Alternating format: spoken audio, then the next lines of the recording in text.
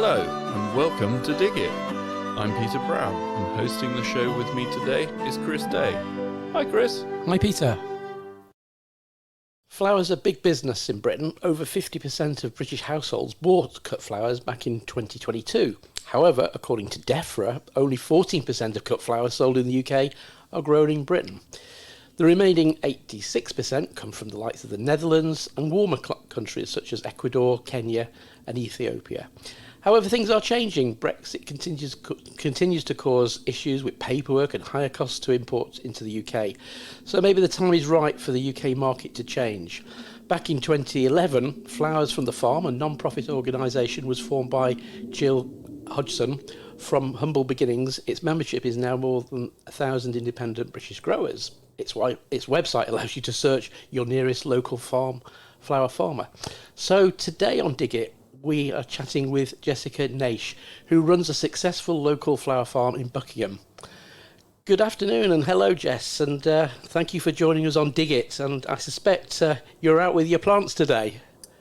Yeah, well, thank you very much for having me. Yes, I have been out with the plants, but I'm sheltering in the shade at the moment. It's a scorcher. It's a glorious sunny day, isn't it? Spring's here and certainly the May heat has hit us for a start. It's great, isn't it? Yeah, it has. It seems to have suddenly hit us. We always hope for the perfect weather where it warms up gradually, but we never know what we're going to get from day to day. So you just go with it. That's it. So, just how did this all start for you?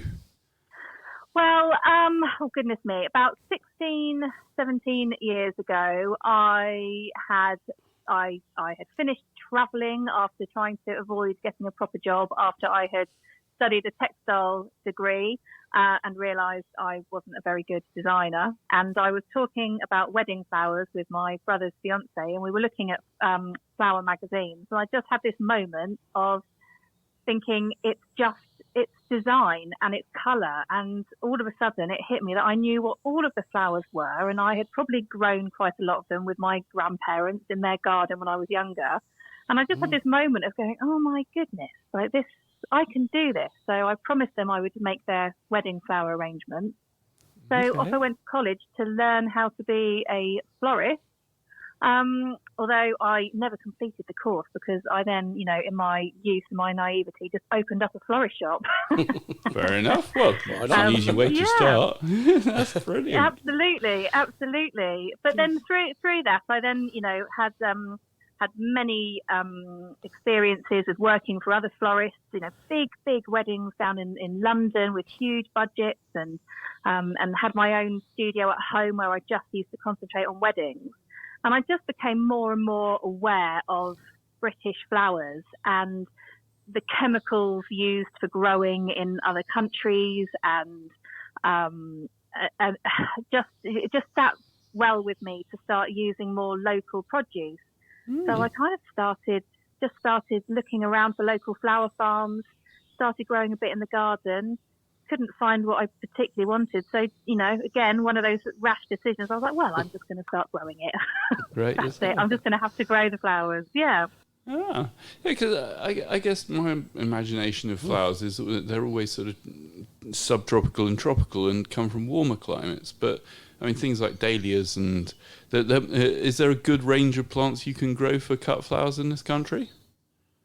Oh my goodness, there is so much, and there is so much that you won't get from Holland because it, they are brilliant at growing lovely, uniform, straight flowers, but things have to transport well. They have to be wrapped and transported. So all the really delicate flowers that you can't get from your Dutch wholesalers, and that I can grow here. And even things like the dahlias, as you mentioned, they don't particularly travel well, but a bucket of, British grown dahlias that literally just come from a farm down the road are absolutely perfect. They're just gorgeous. So I just like working with them much more than the uniformity of imported. Yeah, so thinking about the fact you're obviously a trained florist, Jess, how do you manage your grow time on your farm to your actual vase time, what you actually spend creating your wonderful arrangements?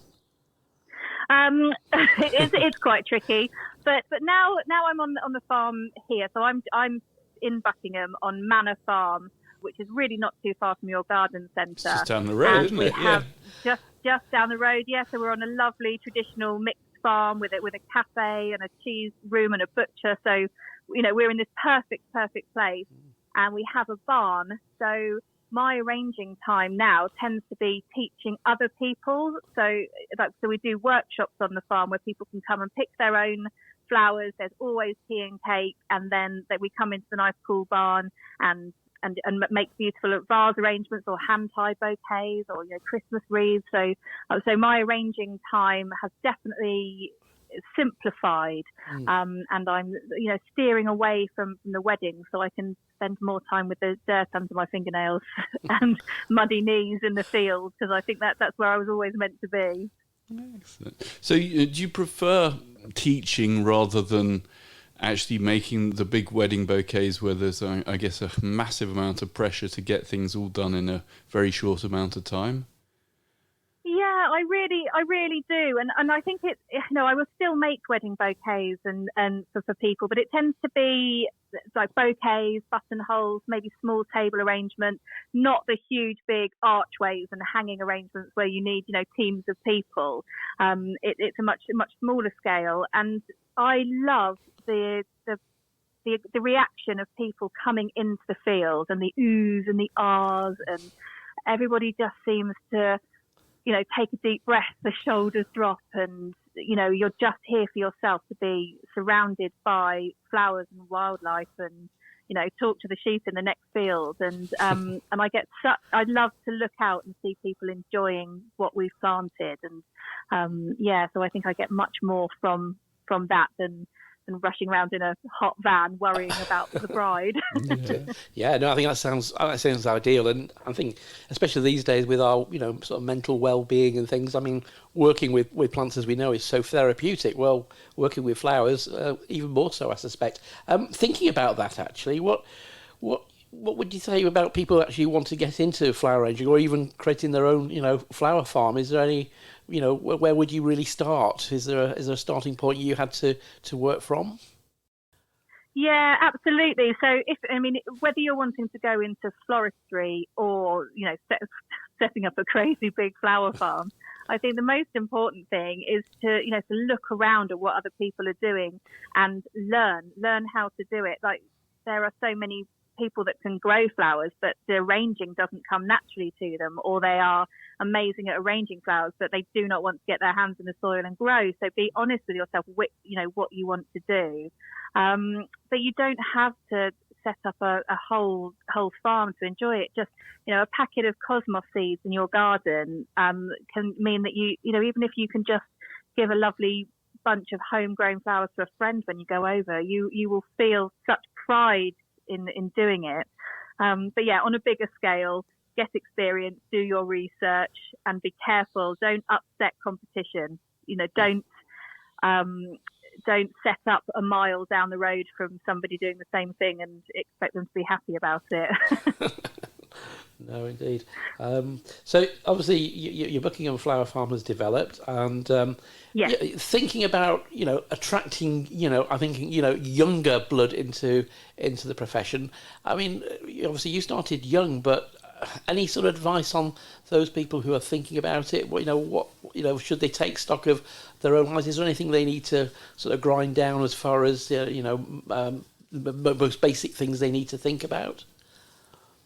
Yeah, it's really tricky, and I think that for young people to get involved, because there used to be agricultural college and floristry. There aren't any like floriculture courses in the UK. So kids now finishing school that need to go into funded apprenticeships or college courses, there isn't that there for them, which is unfortunate. And I think that's why you don't see so many young people. They've almost, there are floristry courses, but not so much the growing. So you've almost kind of got to go out there and find it for yourself.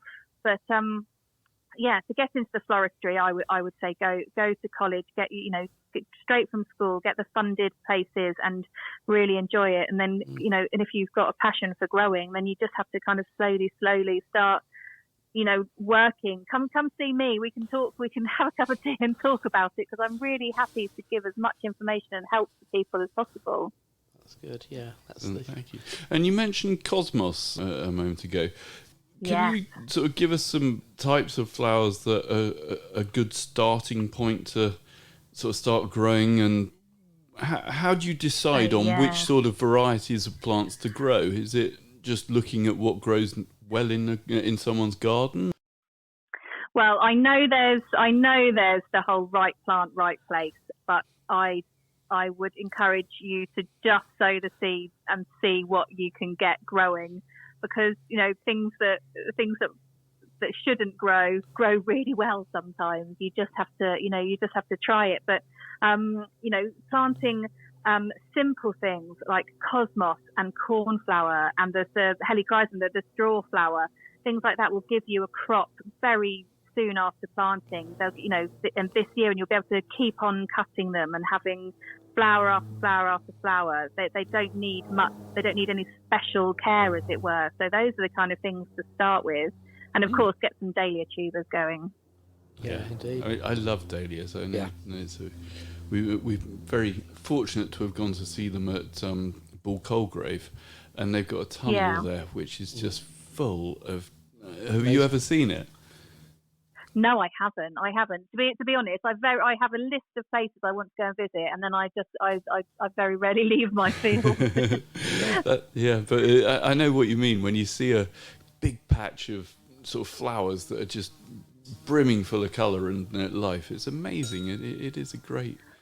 Oh, it really, really is. It really is, and I think that's it. That I think when it comes to dahlia time, it's that lovely summer to late summer, and that's when it's like the last hurrah of the garden, isn't it? It's all big and bold and beautiful with your dahlia and your cosmos and the amaranthus, and the garden goes through different stages. Earlier on in the year it's pastel and it's delicate, and then all of a sudden it hits you, doesn't it, with that boom of bold, and that's my favourite time, I think.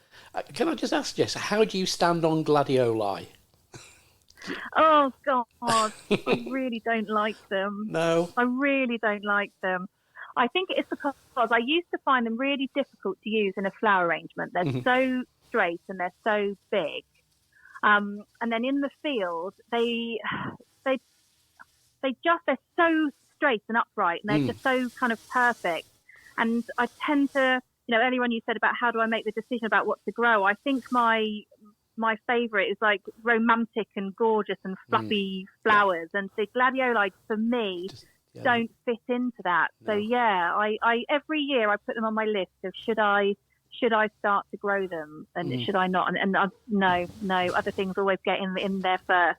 Indeed. Yeah, I mean, they can be tricky. I mean, I've tried to grow them as a cut flower in my own garden, and usually I'm battling with the slugs and snails at the early point pushing through, which is obviously not so clever as well. So actually on the farm, Jess, are you able to grow organically? Is it something you're trying to build into your sort of programming, or...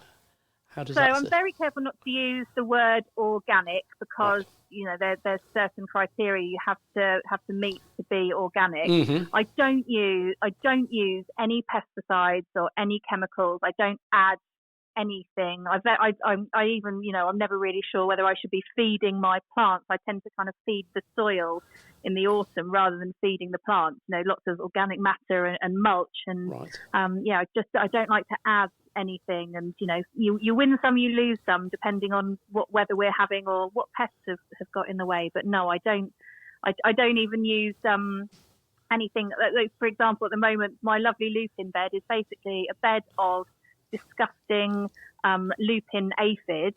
So they're we're not having lupins this year. No. But on the flip side, they are also covered in ladybirds and ladybird larvae, and so that's kind of like my ladybird nursery. So those ladybirds will help something else later on in the year, and so it does all, when you're growing a selection of things, it does all balance out in the end. So fertilizers, do you try and use sort of organic feeds? What's the regime for your cut flowers? I suspect they don't need an awful lot, or maybe I'm wrong.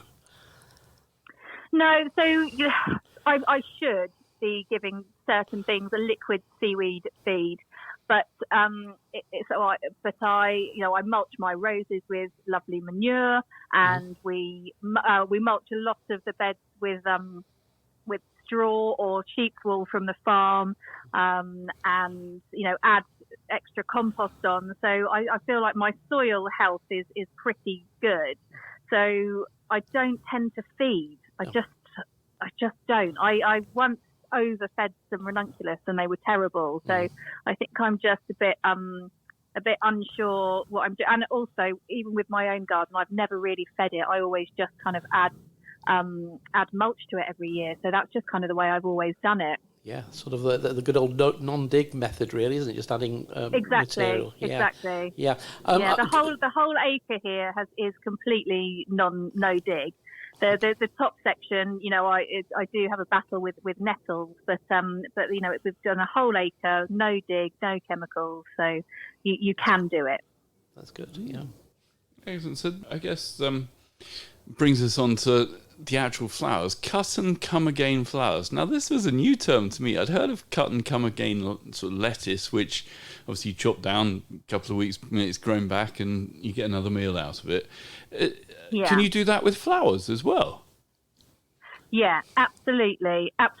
So many of your annuals and hardy annuals, the more you cut them, the more flowers you get. So, we've mentioned it's the cosmos. That's a brilliant one. It's just, you just keep on cutting, it'll keep on coming back. But zinnias as well, and straw flowers, cornflowers, larkspur will do it. Gosh, I'm looking through my list of flowers here. Oh goodness, what have I got? Got everything sown basically. But yeah, they will just keep on producing until they're worn out. And I do 3 sowings of those kind of flowers. So hardy annuals will do an autumn sowing, a spring sowing, and an early summer sowing. So if a flower does get like worn out, if you cut it and cut it and cut it and it keeps on coming back, then that crop is done and out it goes and in with the next. So that's how I keep it going. But in your own garden, if you're only sowing things once, you will be able to keep on cutting and keep on enjoying vases of flowers with them. They are brilliant. That's good. I suppose that it's that continuity, isn't it? Making sure you have another sort of seed sowing. I suppose a lot of people do that with things like sweet peas. Do sweet peas feature at all in your cropping plan at the farm? Not this year. They don't. I had a really bad year with sweet peas last year, and then I decided to give it a rest, and then I'm going to try again next year. But I find with them that I have to get the seed that is good for a really early crop of what are they called? Owlacre seeds. They do a lovely range of seeds of earlier sweet peas, and they're really good, strong plants.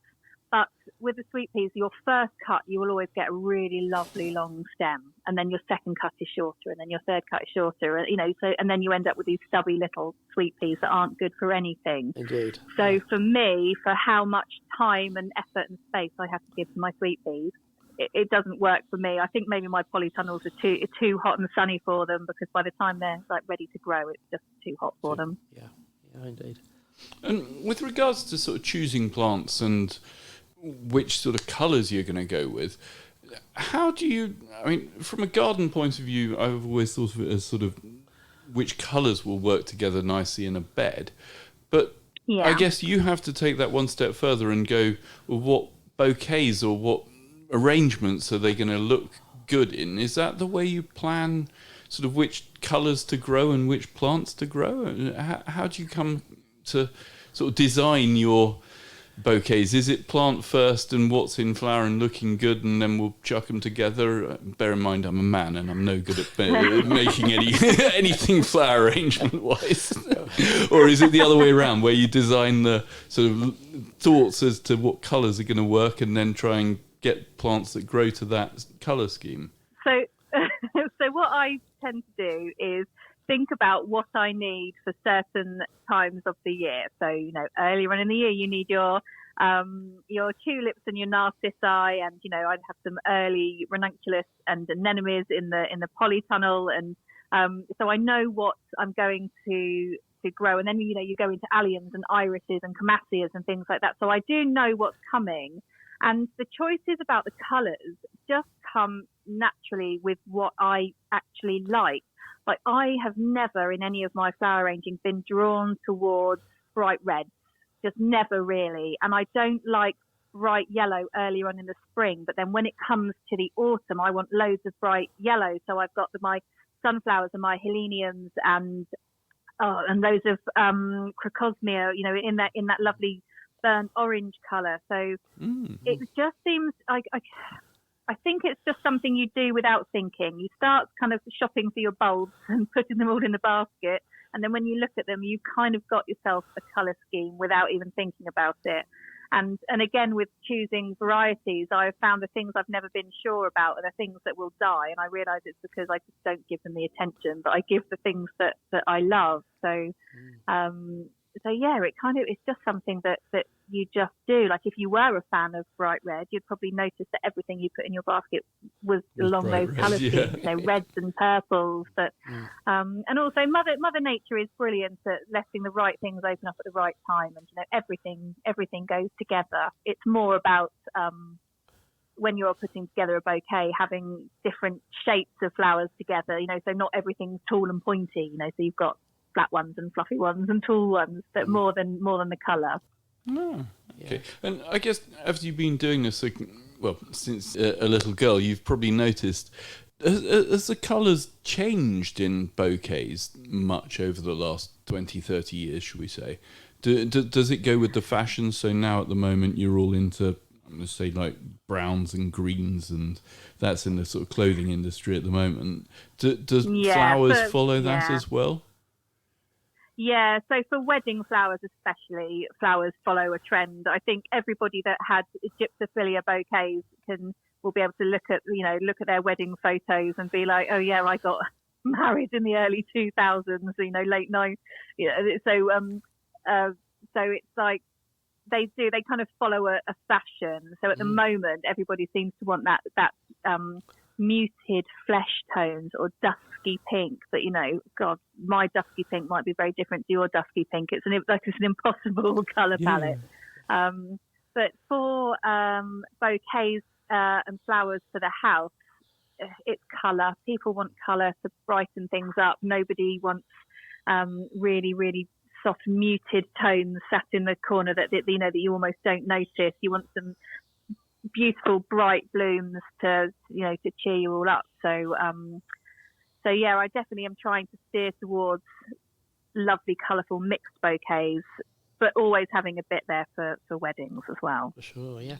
This year I think it's Pantone, they do the colour of the year. I think it's peach fuzz, isn't it? Is the colour of the year? It is. Does that have an indication on what people ask for, or is it? I suppose in a way they only announced that early part of the year, so it's a little bit late to resow or replant things to follow the fashion.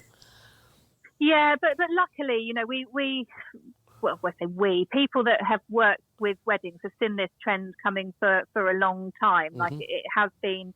That the peachy muted tones have been kind of coming into fashion for a while. Right. I blame the Cafe au lait dahlia for that. I think ever since that kind of was made very popular, that's the kind of colour palette everybody wants to go for. So we have kind of been aware of it. But I'm just trying to think if I've actually planted anything that's that kind of really soft peachy colour. I mean, creme brulee phlox.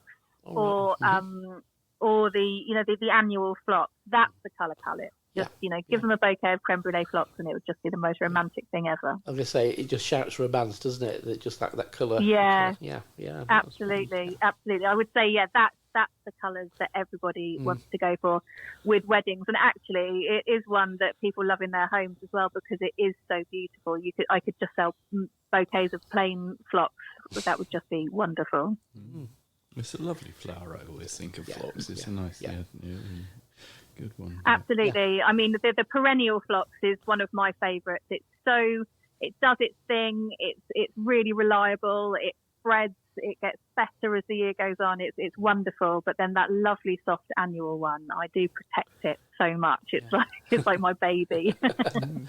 And thinking about flowers, once you've cut them, have you got any tips on sort of best way to make them last longer and sort of protect them and make them do well in the house? Yeah, absolutely.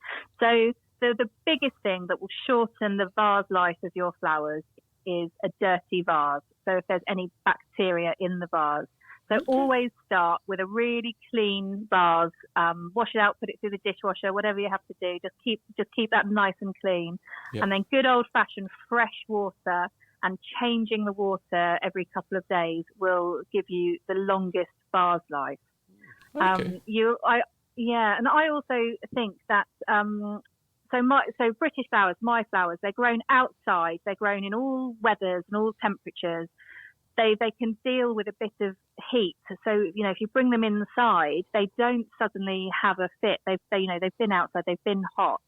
Whereas I do wonder whether some certain flowers that have been refrigerated and kept nice and cool, and then you suddenly put them in a hot house or a hot marquee, I do wonder whether they just have a little bit of a moment. They just can't cope with it. So there you go. Excellent. British flowers and clean water. And you mentioned water. Are we using tap water or rainbutt water? I use just tap water. Okay. Just because I've always been aware of the bacteria that you're warned about putting in the vases, and my water storage here is just in an old trough, and I'm thinking, well, if I've cleaned all that bacteria out of my vase, yes. I don't know actually what's in that rainwater. Obviously fresh rainwater from the sky is very clean, but once it's gone into my metal trough and maybe had some insects swimming around in it for a while, I don't know how clean that's going to be. So I just use plain tap water. And just sort of additives. Obviously, when you sometimes you buy a bouquet from the local supermarket, there's usually a little plastic sachet, either a powder or a liquid, to hope to, well, as an improver, I suspect, to preserve your flowers. Yeah. What's your thoughts on those sort of products? Well, for me, because I don't grow with any chemicals or add any chemicals into the water, I wouldn't then just suddenly add a chemical that I don't really know what it is into my flower water. I know that florists swear by it, and it probably does extend the life of flowers to a certain extent, but I just think that you can't dismiss the just the clean water. There have been florists in the past that have done tests of a penny in the water and flower food in the water, or just doing nothing to them, and actually it's the fresh water that's just keeping the water changed seems to come up trump. Yeah, I remember I think an aspirin or a paracetamol tablet added to the vase. That was going back a few years. That was a bit of a bit of folklore perhaps had crept in there. But yeah, I mean, sugary materials is often recommended, isn't it? But absolutely. Yeah. My granny used to put like flat lemonade into the water and things like that. I mean, right. if you feel like you need to do it, then do it. But I just don't. And no, that's fair enough. Yeah, it doesn't seem to be doing. I've just thrown some flowers into my compost that were 3 weeks old, and actually they probably could have stayed another week, but I was just bored with them. So it's like you don't need all these things. Yeah. So I was going to say, so when you say clean water, so how often would you typically change the water in your vase? Every day, every other day? What would be your recommendations? I'm gonna tell everybody to do it every 2 to 3 days, but guaranteed I will leave my water in the vase and suddenly go, oh well, those flowers wilted, and it's because they've run out of water. I'm the best person to give you advice, but the worst person to actually do it. If it survived for a long time on my hot kitchen windowsill where I put my flowers, then it's all good. But yeah, do just like especially if they're in a glass vase, because you can see that water, and you can see if it's getting murky. Just kind of keep it changed. For sure, yeah, indeed. And summer bulbs, as summer is on the horizon. I mean, alliums, gladioli, lilies. Which ones work best for you? So I grow loads of alliums. I'm not a fan of the gladioli yet. I'm sure one day I'll change my mind. And lilies, I just don't grow lilies. I just I don't really like them. I find them really difficult to mix in with the other flowers. I always think they stand out a bit as being too perfect. Yeah. But alliums, I grow loads of them, and I think they look great in the garden. You know, hovering above your your beds. But the shorter varieties are beautiful as well. I just think they're wonderful.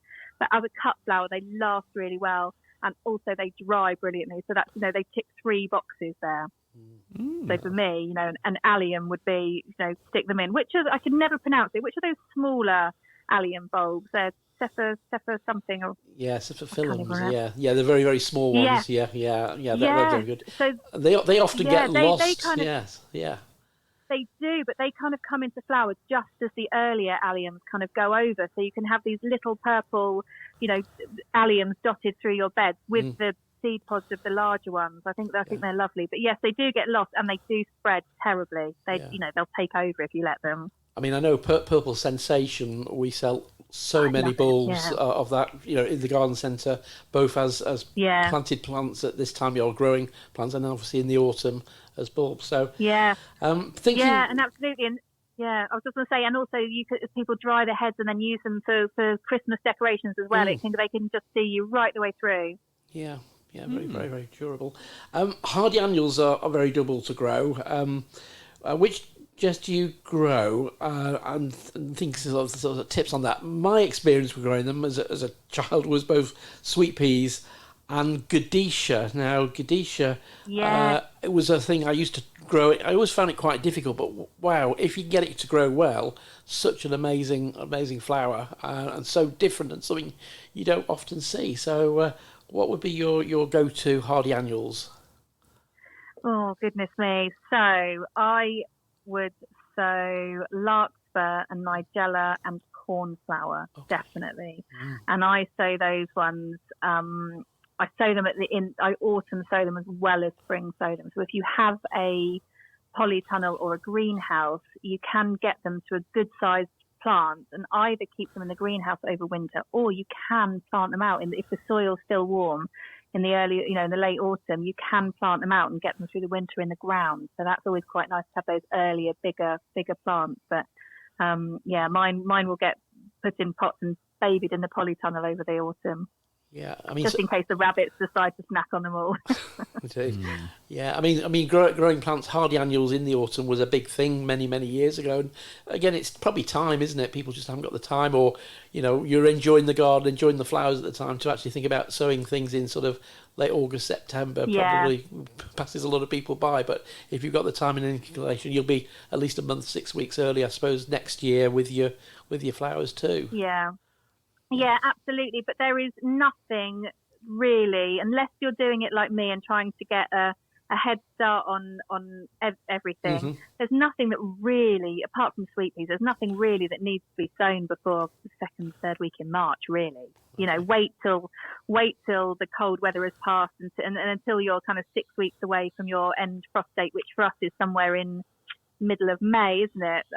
So you kind of count back 6 weeks, which is probably third week in March, and just sow it all then. Everything will catch up. Yep. And you mentioned sweet peas. I mean, for me, one of the joys of flowers is their scent. Do you find that makes a big difference with flower arranging and people being drawn to different types of arrangement and what they're asking for? Yeah, absolutely. Scent is so important, and it can evoke such memories as well, can't it? You smell something. I was smelling my wallflower, and it took me straight back to Granny's garden, and I love to grow. I grow a lot of apple mint and rosemary and scented geranium to use as kind of like foliage in bouquets, and it just is divine. But then growing things like the sweet peas or stocks. And phlox smells amazing, and even like my alliums that I've been cutting today, they smell gorgeous. So having that scent is wonderful, and I think it makes them more special, doesn't it? And so it's like with roses, like British roses, English roses won't last very long in the vase, but they smell so amazing. And the Dutch roses or Ecuador or wherever you're buying them from, they don't smell because the scent has been bred out of them because they'll last longer. So I would much rather have 4 days of a beautiful scented rose than 2 weeks of an unscented one. Yeah, I think it's very important, especially when you walk into a room and there's a lovely smell and you put it down to a bunch of flowers. You can always smell it. It's so fresh and lovely.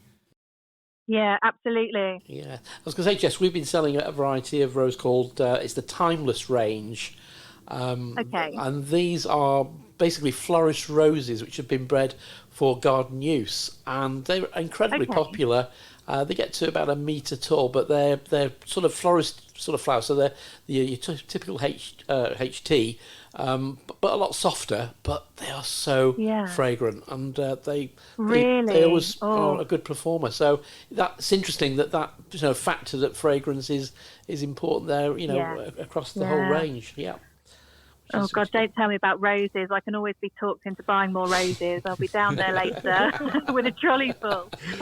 Brilliant. Good stuff. And foliage, I mean, on your website, you've got some lovely pictures, and I'm going to say like eucalyptus, and there's quite a few sort of background plants that you use. Are you growing them all yourself, or? So I have put in a lot of foliage plants. I moved farm 18 months ago. I dug up everything and moved to this plot in Manor Farm, where we'd been set up somewhere else for years before that. So some of my foliage plants are taking a little while to get re-established, and some of them didn't like the move. But we've planted hundreds and hundreds more hedging plants, but every one of them will be cut for foliage. So it's just taking, but foliage grows much slower. So, I will be able to produce all my own foliage. There are other British growers. You mentioned Flowers from the Farm. Like they are, my go-to group, my gang of people. So we all know who's growing what and who you can get it from. So, if somebody else is growing something, then we can always help each other out, which is brilliant. But yes. Eucalyptus is still my nemesis. From 100 tiny little trees I tried to baby through the winter, I have one. they all just went. They all just didn't like it. I know. But it was one good one. It's a very good one. That's good. That makes it all worth the effort, doesn't it? And Jess, obviously, who has inspired you through your journey? I mean, obviously there's great gardeners and great florists. Is there anyone in particular you sort of stricken a chord with? Oh, there's so many people. I think it started out, I was so inspired by other florists and the beautiful work they were doing, and then it's gardeners, and I'm an Instagram fan, and there are millions of growers from vegetable growers to flower growers that I follow online. But I think I do just take my biggest inspirations from the other floral growers, like Jill Hodgson. She's amazing. She set up this wonderful organisation, and she's so matter of fact about it. She just gets on and does it, and that's the kind of inspiration I take, more people's attitude than their design work, if that makes sense. It's just get on and do it and follow your passions, and look what we can create when we try, I suppose. Yeah, I mean it's good to have that go-to attitude, though, isn't it? Certainly when it comes to learning and to be inspired. Yeah. So don't think about things too much. If you think about things too much, you'd never ever do it. You've kind of just got to. Well, I say that because I'm lucky enough to have been able to do this. My husband raised his eyebrows and was like, "Oh my God, here she goes again." Another a bigger farm, more plants. Here we are. That's fine. So I've been lucky enough to do that. Yeah. Jess, what's been sort of the biggest challenge you've had over recent years? I suspect last winter's rain and this spring's rain hasn't been helping, but what's been tricky for you? Oh my goodness! So when we had that very, very that cold spell, those -10 temperatures, we were midway moving the farm. So I had hundreds and hundreds of plants in pots in a field ready to go in the ground, and we couldn't even get a spade in the ground. Goodness. And it was like, oh my goodness me, what have I done? So that's been challenging. And then this year's challenge has been that the tulips all came, 2-3 weeks early, and we're over and done with so quickly. And now there's a gap. I think every year is going to have a different challenge. I don't think we can rely on it being. It's the weather, really, isn't it? We can't rely on the weather being one way anymore. It's going to change all the time. Too many you variables. Just have to kind of you just have to kind of wake up in the morning and go, right, what's being thrown at me today? What can we do? But yeah, and also rabbits. They're my challenge at the moment. Okay. I guess on a farm, you're a bit like here at the garden centre. We've got enough fields around us that they love coming in for a little snack. It's quite annoying. Oh, they love it. They love it. There are tricks. We put a lot of support netting over the plants, and when they're establishing, and if you put it down low enough, they don't seem to want to go underneath the netting, or but there's certain things that they will always have a nibble, and as long as they don't kind of completely trash them, they tend to recover. I think the rabbits are just naughty. Definitely. And space, I mean, how much space do you really need to grow enough plants to make a decent few bouquets over a year? Is it a sort of 10 foot by 10 foot square, or? Well, I mean, 10 foot by 10 foot square is a nice big space, but you can grow flowers in pots, as we discussed, those cut and come again flowers. If you just have a few of those going, it depends how big your bouquets want to be. I think the enjoyment of growing needs to come first, and then just fill whatever space you've got with flowers. Plant them much closer than you think you need to. Like, if something says plant it 10 centimetres apart, plant it, 5 centimetres apart. You can halve these distances, which will give you longer stem lengths, and just cram those flowers in and get what you can from your space. Yeah. And following on from that, really, do you think there is an art or a science to actually picking flowers? Is there any sort of tips for people who are growing a few of these flowers to get the best from them? Yeah, absolutely. Cut them early in the morning when it's nice and cool, and put them straight into fresh water, nice deep fresh water, and then put them somewhere cool for a good few hours to have a nice drink. Some things, so I've got beautiful Orlea at the moment, and when you cut Orlea, it kind of, the side shoots go all a bit floppy, and you think it's looking, like it's had it, and then put it, go and see it a few hours later, and it's standing upright, and it will last for weeks. It's wonderful stuff. So just cut it, keep it in cool water, and then let it have a good drink. Definitely no cutting in the middle of the day. That's a surefire way to make things wilt. Indeed. Okay, thanks for that. And I guess then once you've cut them first thing in the morning, you better crack on and turn them into an arrangement. Can you give us some ideas and tips on how to actually create something that I might want to give to my wife rather than what looks like just a load of weeds pulled out of the garden? Yeah, absolutely. So there are. It depends what you want to make. Doing a lovely hand tie bouquet is definitely something you need to practice. But laying out your flowers and then just wrapping some paper around them is quite simple. Just like like a flat lay, I suppose.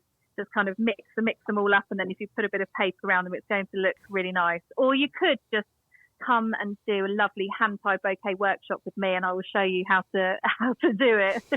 That's probably what I need. Yeah, definitely. Send your wife on a workshop. Then then you can buy her the flowers, and she can have the enjoyment of creating with them. That sounds good. That's an even better idea. Yeah. Excellent.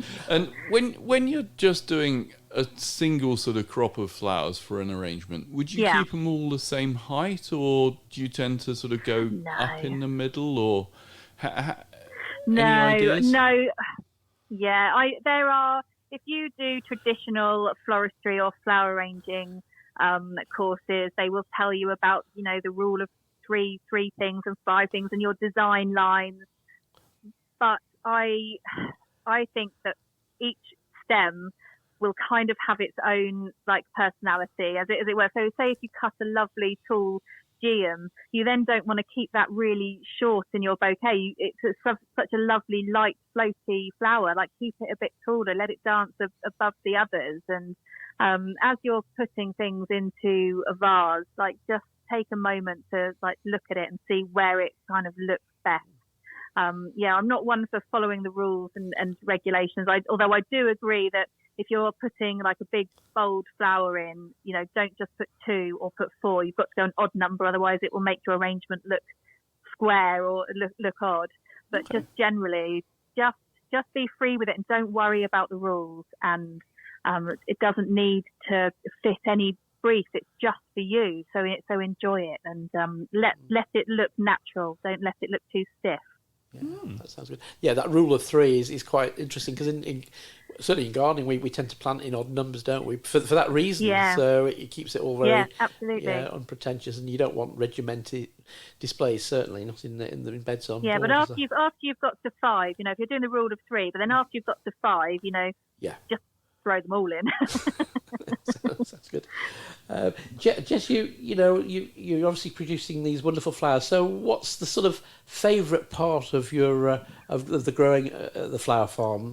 What's your favourite and least favourite job on the farm? Oh, well, I can tell you my least favourite is dealing with those nettles. If anybody has any tips for kind of getting rid of nettles and keeping them gone without using chemicals, I'll take those tips. But even that's quite satisfying once you've done it, isn't it? But with I honestly, when I'm sowing seeds, I'm like, oh, this is my favourite bit, and then I start pricking them out, and I'm like, oh, I love doing this. And then today we've been planting out loads of things, and I'm like, oh yeah, I love this. So I think I'm actually doing the right job for me, because I do love every bit of it, from starting it off to mulching it all to creating new beds, and then of course with my floristry background, I even love the cutting and arranging part of it. So the weeding, I could do without the weeding.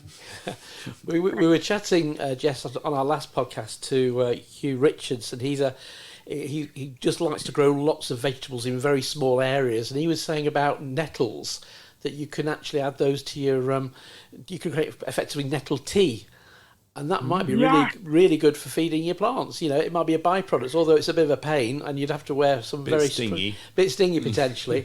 But there you go. You might be able to get a nice byproduct to help your flowers. Obviously, high in nitrogen, so maybe between flushes of flower, that might be quite useful. I don't know, but so I suppose that would be like making a comfrey tea, but making it with nettles, wouldn't it? Exactly that. Yeah, because I think that was one thing we mentioned, Peter, mixing the two together. So actually, comfrey and nettle make a really good mix. Your own Buckingham brew, perhaps. Yeah, which would be good. Buckingham brew. God, yeah, that's going to be a stinker, isn't it? You can market it as your own fertiliser. Perfect. oh God, yeah. Well, do you know what? I might give that a go. On the list of things to do next week is to de-nettle a whole area. So maybe that's going to be in the drink for a while and see what we get. That'd be good. Yeah, brilliant. Okay, we're coming towards the end of the podcast, Jess, but we always like to ask this question to all our guests. So you've been shipwrecked on a desert island. Which plant or tool would you wish for so that you can enjoy your life on a virtual island retreat? Okay, so I'm definitely bringing my horry knife, but the one with the serrated edge. Okay. Because I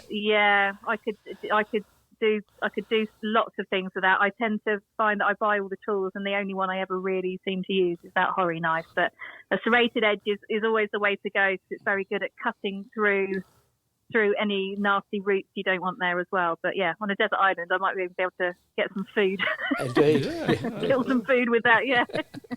And my flower, why flower? So I think, oh gosh, can I choose 2? Of course you can. So it's going to be a hydrangea, just a big fat mop head hydrangea that are, from holidays down in Cornwall, they always seem to look so wonderful, and they are the thing that will stop me in my tracks. Definitely a hydrangea, but also lovely attar of rose geranium for its scent. It's just beautiful. I could smell it all day. Fantastic, that's good. Good choices. Lovely. Any particular colour of hydrangea? I'm going to go for a really rich velvety purpley one. I think that would just be lovely. Something bold and brash. Yeah, I totally agree. They're such big, lovely flowers. They do stop you in your tracks without a doubt. And Jess, I know, but they never seem as big-headed, do they? Up here, you've got to go down somewhere where slightly better climate. You know, Cornwall, Devon way. They always seem huge. Indeed, yeah. And just we usually ask our guests for an amusing story, something plant-related or person-related that's happened on the flower farm. Have you got any tales you can share with us?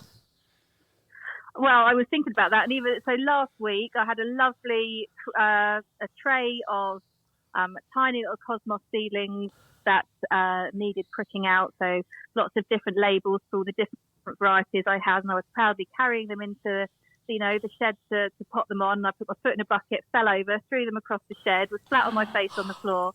I now have a lovely selection of potted on little cosmos. The cosmos are fine, but I've got no idea what colour they're going to be.